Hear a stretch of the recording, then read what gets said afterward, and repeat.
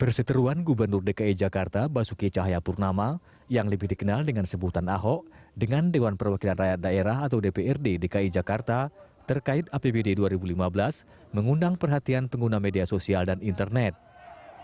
Ahok yakin dirinya tidak melanggar undang-undang yang disangkakan oleh DPRD DKI Jakarta.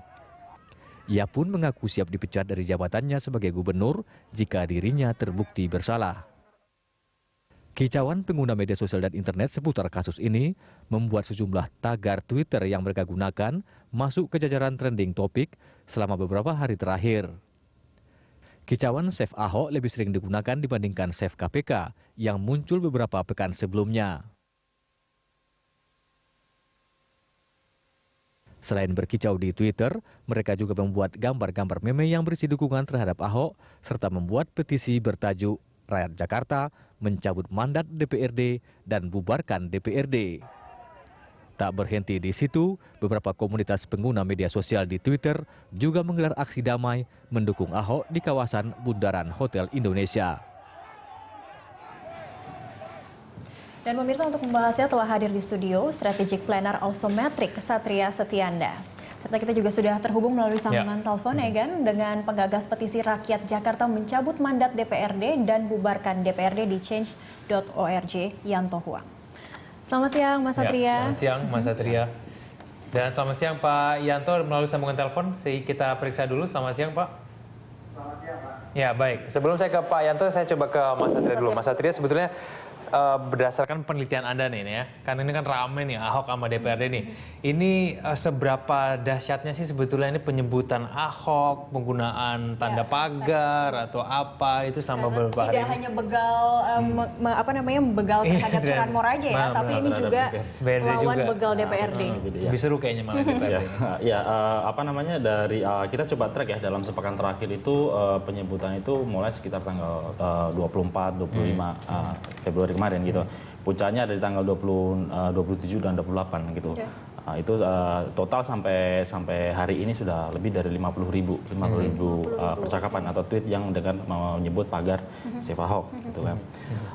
Dari itu puncaknya justru ada pada di tanggal 27 dan 28 Februari kemarin. Justru setelah event offline-nya yang ada di Bundaran HI itu percakapannya udah mulai turun, udah berkisar sekitar. Tapi 50.000 ini mendukung Ahok semua kan? Mayoritas mendukung Ahok dengan penyebutan dengan ekspresi pagar Save Ahok gitu kan, mendukung bahwa tindakan Ahok itu benar didukung oleh orang-orang yang khususnya dari Jakarta. Oke, berarti memang dengan gitu. Hashtag seperti itu memang fungsinya memang untuk mengumpulkan netizen dan mengumpulkan orang-orang yang tidak masuk membuat hashtag sebelumnya, memang untuk akhirnya berhasil mengumpulkannya di Bundaran HI di Car Free Day kemarin itu ya puncaknya ya. Iya, puncaknya di Bundaran HI itu. Cuman setelah acara kan itu justru turun. Harusnya kan estimasi itu harusnya naik gitu kan. Nah, kalau kenapa demikian? Gitu.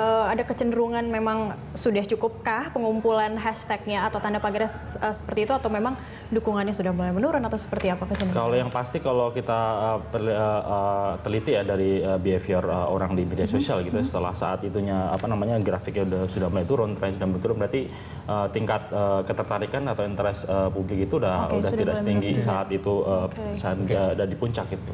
Kita akan coba tanyakan nih kepada salah satu penggagas petisinya yang aktif di media sosial dengan Mas Yanto Huang melalui change.org. Selamat siang Mas Yanto. Kan kalau kita cermati ini dalam petisi change.org ini ada 7 tuntutannya. Saya ingin tahu langsung nih, dari 7 tuntutan itu sekarang sudah mana nih yang sudah terrealisasi, Mas Yanto?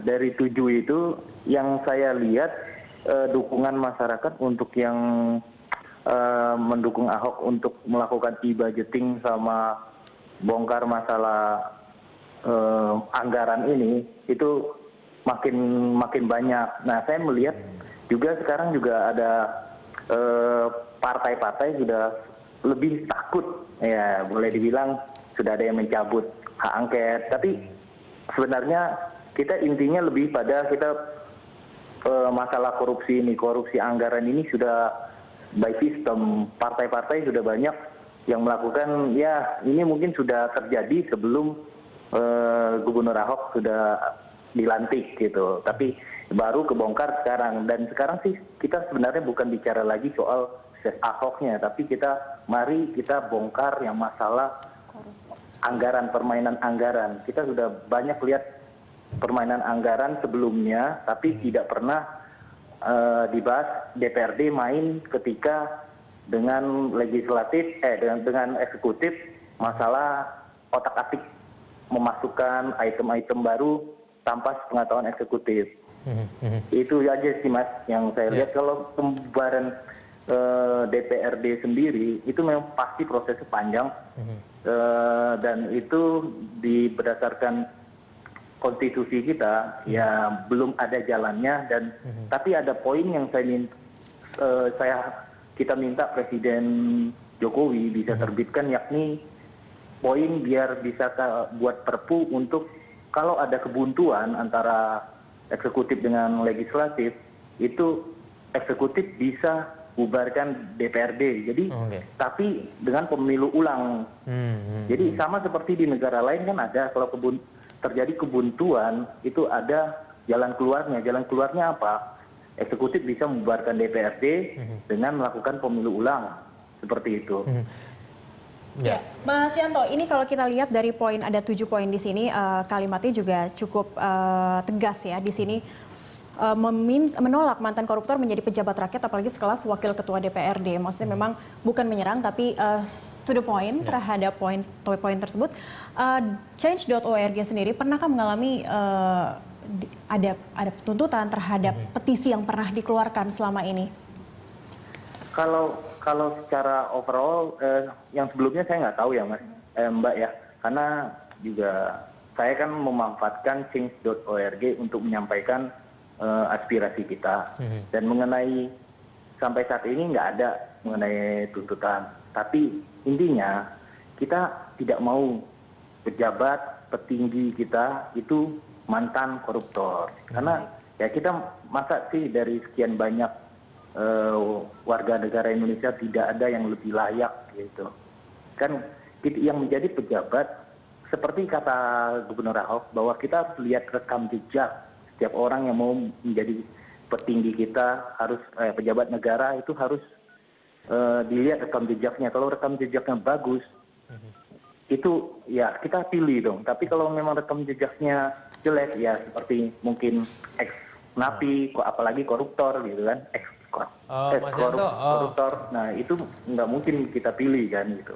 Iya, tapi kalau menurut Anda sebetulnya Anda seberapa yakin sih bahwa gerakan yang Anda lakukan ini bisa mempengaruhi proses pengambilan keputusan yang saat ini terjadi di DPRD maupun di Pemda? Menurut Anda bagaimana? Saya sebenarnya yakin banget ini mempengaruhi, dan ya kita bisa lihat lah sudah ada reaksi dari partai-partai politik, walaupun ini memang sebenarnya hanya lokal partai yang hanya di DKI, tapi secara nasional petinggi partainya sudah minta tarik dukungan hak angket. Itu salah satu wujud dari mereka melihat ini reaksi masyarakat seperti apa. Reaksi masyarakat mendukung nggak hak angket ini. Reaksi masyarakat malah bisa dilihat dari petisi ini juga sudah desain, udah 5 hari, udah 47.000 orang yang sign. Itu bukan jumlah angka yang sedikit juga. Gitu. Ngumpulin 47.000 itu susah apa gampang sih Mas Yanto? Ini kan banyak juga tuh 47.000. Iya, kalau bilang susah, kalau memang masyarakat nggak mau ya susah juga gitu. Tapi ini mereka inisiatif sendiri gitu. Saya cuma post di Facebook, terus saya post di Twitter, terus ada yang retweet, dibantu sama selebriti seperti Olga Lydia dan lain-lain yang membantu. Jadi ya sebenarnya sih simpelnya gini Mas, masyarakat tuh pengen Indonesia itu bebas korupsi. Kita udah tahu kemarin KPK kasusnya seperti apa, dan sekarang kita nggak mau lagi gitu, kejadiannya sama. Kita mau bongkar ini Indonesia bebas dari korupsi. Nah, korupsi itu banyak kan terjadi ya permainan anggaran ini gitu. Dan kita sebenarnya bukan dukung Ahoknya, siapapun yang bela untuk memberantas korupsi, kita pasti dukung Ya, gitu. setidaknya kita sudah bisa melihat mungkin ini sudah berdampak baik juga ya, karena sudah ada partai yang akhirnya mencabut hak angket mereka. Nah, kita tahan dulu Mas Satria dan Mas Yanto di ujung telepon. Kita akan kembali setelah jeda pariwara. Lunch Talk segera kembali.